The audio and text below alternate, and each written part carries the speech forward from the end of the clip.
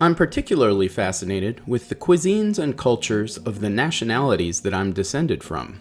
And while I'm not properly Danish at all, those Viking folks had their way with my English and Scottish ancestors back in the day, so I most likely have some of that Scandinavian blood coursing through my veins.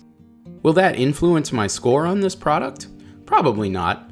I think I stay pretty objective regardless of a product's origins.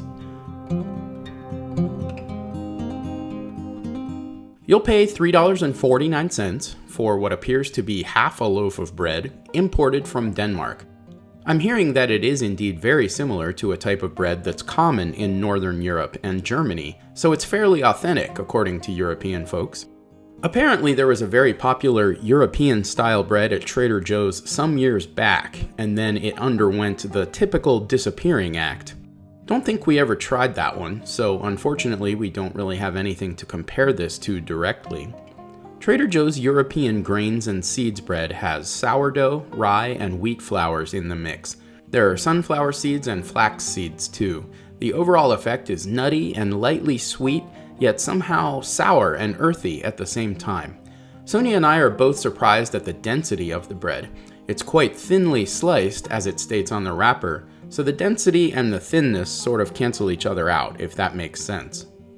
I mainly just enjoyed it toasted with some butter, but we tried it with the avocado mash, cream cheese, and as a base for turkey sandwiches.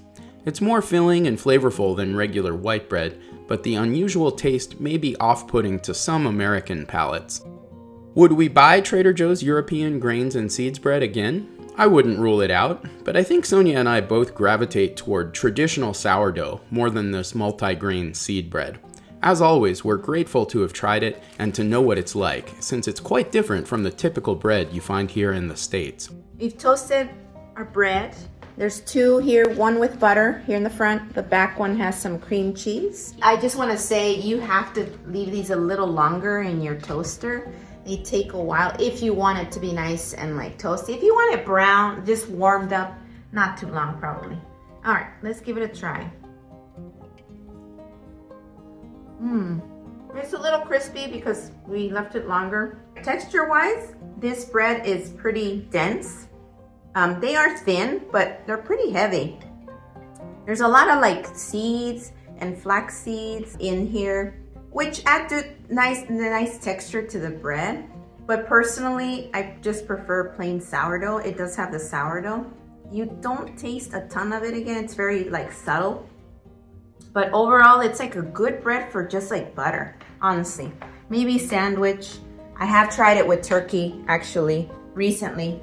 And I like it as a sandwich bread. I think it's a decent bread for sandwich bread. But for like cream cheese and butter, it's okay. Like I said, the flavor is very nutty and like earthy. Yeah, and it's heavy. You can kind of tell. Compared to like other breads that seem to be a little bit on the lighter side of weight, this one is a lot heavier. We both agree this is a 7.5-star affair as far as we're concerned. Let us know what you think of this bread in the comments. Bottom line, 7.5 out of 10, not bad. Please like the video if you would be so kind. Subscribe if you want a steady stream of close-up looks at Trader Joe's products. Thanks for watching, everybody. We will catch ya on the next review.